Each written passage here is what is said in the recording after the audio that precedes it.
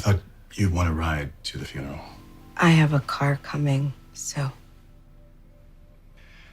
Liv,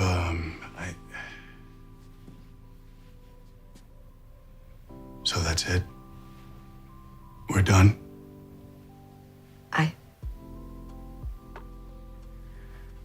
I have your grandmother's ring. I kept it safe right here.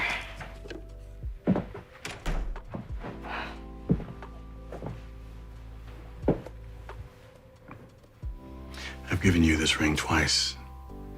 And both times you've given it back.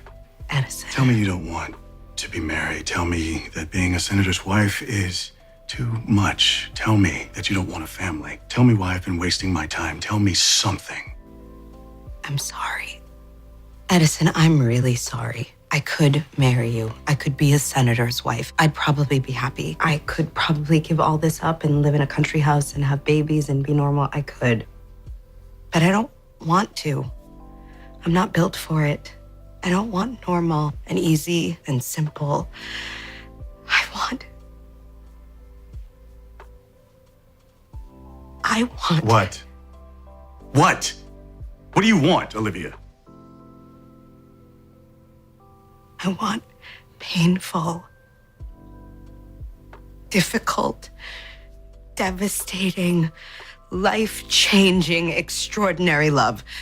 Don't you want that too? Love is not supposed to be painful or devastating. Love isn't supposed to hurt, Liv.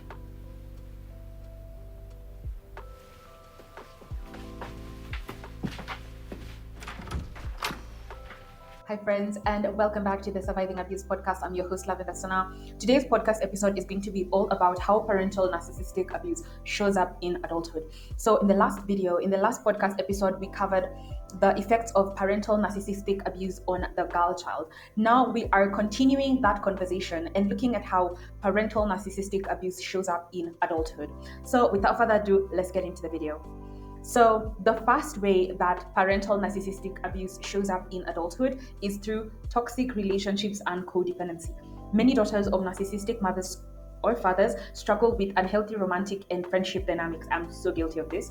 They may attract narcissistic partners or friends, repeating the cycle of emotional neglect and manipulation. They may also become codependent, seeking external validation to feel worthy.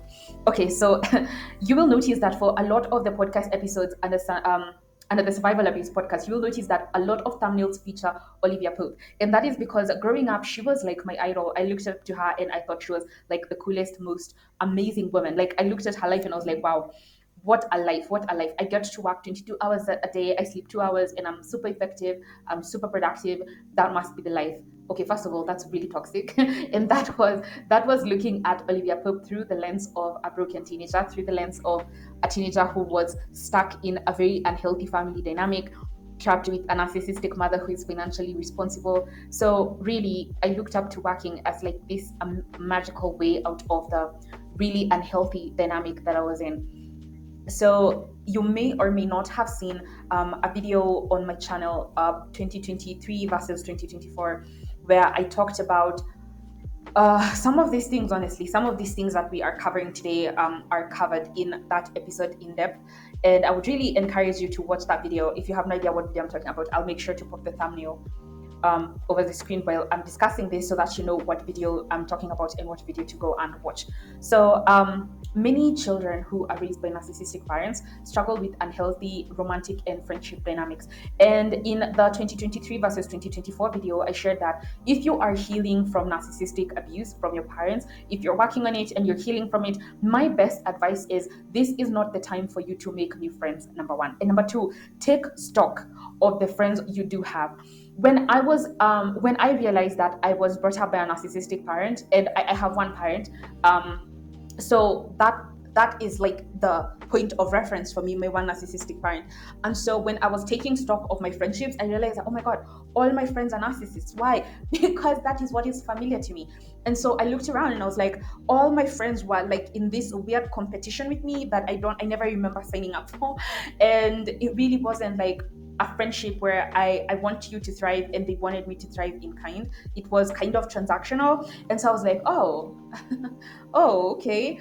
And we can see that again, this is how suffering narcissistic parental abuse, this is how it shows up in adulthood. You make friends, they're the wrong friends because you are attracting people who are familiar to you. And what is familiar to you is somebody who is narcissistic, right? So again, if you want to have a really in-depth understanding of what I'm talking about, then I highly encourage you to check out the 2023 versus 2024 video. So without further ado, let's get into the second way that parental narcissistic abuse shows up in adulthood: difficulty setting boundaries.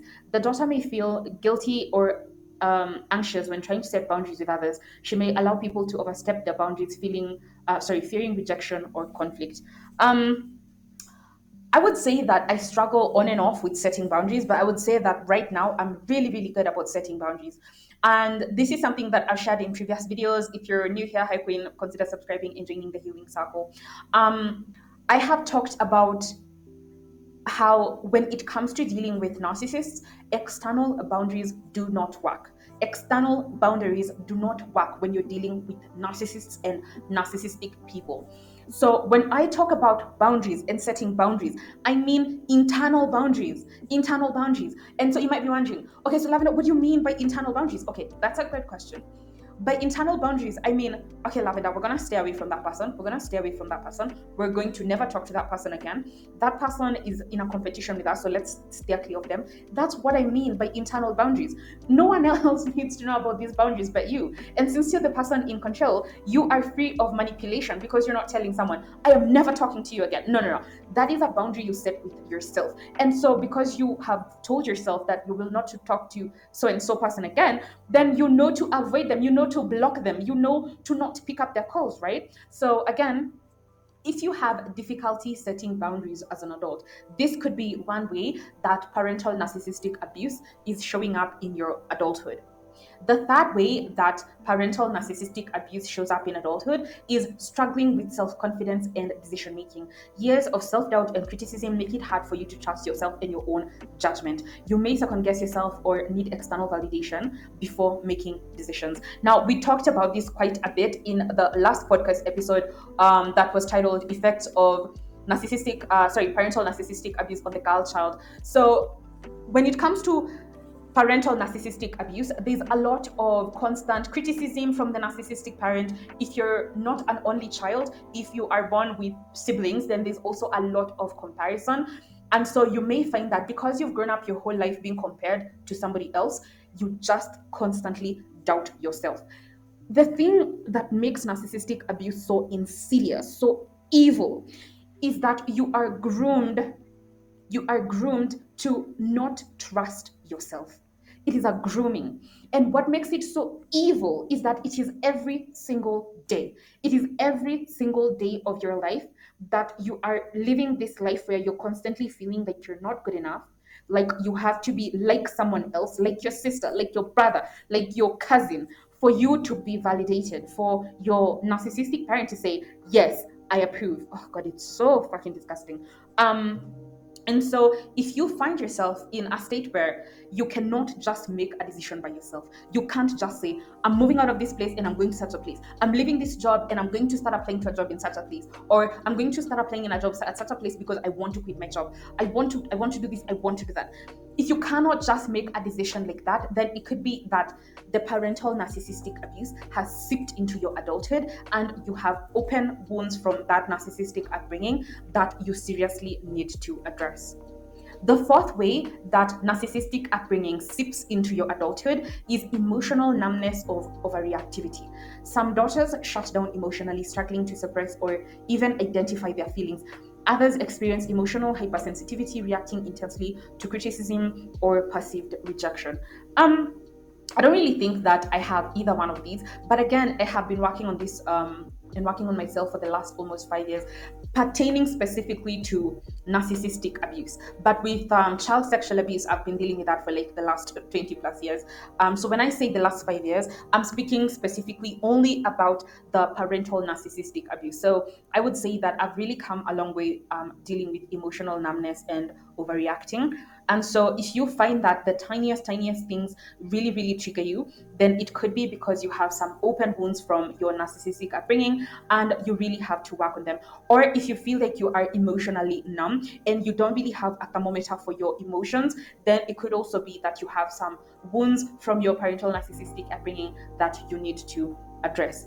The fifth way that narcissistic upbringing shows up in adulthood is through perfectionism and workaholism. Now, I have referenced Olivia Pope quite a lot because when I was growing up honestly, God, when I look back at my teen years, I just feel like crying ceaselessly for that poor teenager. Like, I just feel so bad for her.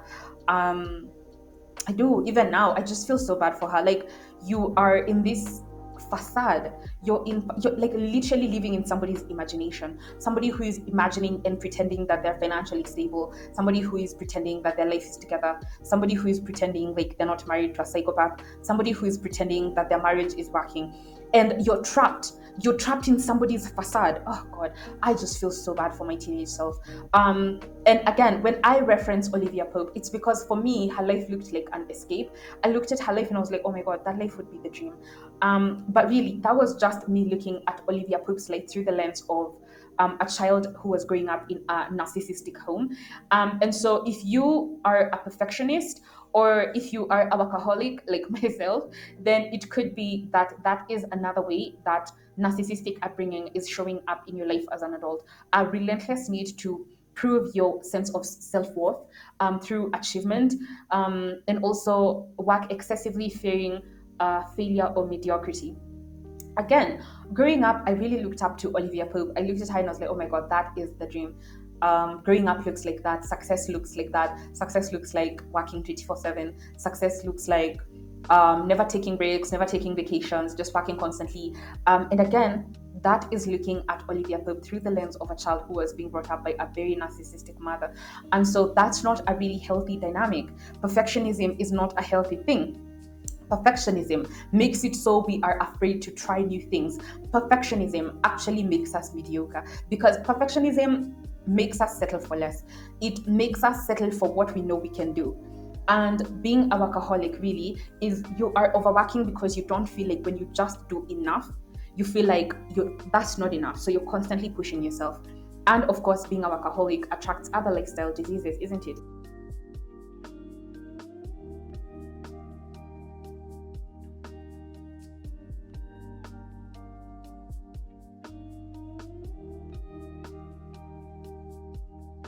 It brings about hypertension, high blood pressure, heart attacks. It could make you susceptible to strokes. I mean, so many things, guys. And so these are not things that are good. These are things that are marketed by white supremacy and the patriarchy as things that are good. Like, you have to work until you're perfect, you have to be a workaholic, and that is a marker of success. And I call bullshit. I say that white supremacy or rather white delusion and patriarchy were born out of a place of deep inferiority. It was born from a place of deep insecurity. And so these are virtues of the white delusion that are highly, highly flawed. Which brings us to the next way that parental narcissistic abuse shows up in adulthood, which is fear of intimacy and vulnerability, difficulty trusting people due to past betrayals, fear of being emotionally exposed, leading to walls in relationships. Now we see this particularly with Olivia Pope and the black guy. I don't remember his name, but I'm going to feature a clip. And we see her struggling to connect with him. We see her struggling to be happy. We see her fight happiness tooth and nail because happiness is so unfamiliar to her. Happiness is literally the enemy, considering her upbringing in a highly, highly narcissistic home. And I look at her and I feel so bad for her because the fact that she chose Jake and then ultimately chose Fitz shows us someone who never ever healed until the end. Like, and it's just so sad. It's just so sad to watch someone never ever heal until the end of the show. And even at the end of the show, we still see someone who is broken. We still see someone who is bound by the chains of her narcissistic upbringing. And anyway, I feel like it's, for me personally, it's like a cautionary tale telling me this is what it looks like when you don't take to heal properly. You don't take time to heal properly. This is what it looks like. The final way that narcissistic upbringing shows up in adulthood is repetitive self-sabotage. Subconscious beliefs that you are undeserving of success or happiness, engaging in behavior that reinforces feelings of inadequacy. Now, I'm not one to sympathize with my narcissistic mom, but I have seen her sabotage herself all my life. All my life, I have seen her sabotage herself constantly. And even now, she has not broken the cycle of self-sabotage. And I'm not saying that from a place of, oh my gosh, boy, no. I'm saying that from a place of, I want to learn. And the reason why I'm so adamant about healing my wounds from being brought up by a narcissistic parent is because I know that when we do not address the wounds of our childhood, we continue to make decisions in our adulthood from that same hurt place. Ignoring our wounds from childhood does not make them go away. In fact, what it does is that it puts them in the driver's seat. And the reason why I am so very adamant about talking about the things that hurt me, the things that haunt me, the things that have traumatized me my entire life is because I do not want my traumas and triggers in the driver's seat. I do not want my traumas and triggers being the ones to make decisions for me, right? And so this is really, really important. If you feel like you're the type of person who constantly sabotages yourself, it is because your traumas are in the driver's seat. And the only way to take over is to address those hurt feelings and go in there and really give your inner child a big, big hug. And the only way to reach them is to talk about the things that are hurting you, is to talk about how your parents betrayed you, how they failed you, and all the ways that they failed you. Now, let me just be honest, as somebody who is currently dealing with all the ways that she was betrayed by her parent, I will tell you that it is a very difficult and painful process. I will tell you that your back, the center of your back, the chakra where you deal with current affairs, is going to hurt like hell. Your heart, the center of your chest, is going to hurt like hell while you are chewing through that trauma, hurt, and betrayal. It's just a painful process. But as somebody who is chewing through those hard feelings, I can promise you, and I can tell you that it gets better. I promise you it gets better, but you have to start. You have to start. That brings us to the end of today's podcast episode. I would love to know if these episodes are resonating with someone. So if you feel like these episodes are really reaching out to your inner child and giving them a big, big hug, then let me know in the comment section down below, and I'll see you in the next podcast episode.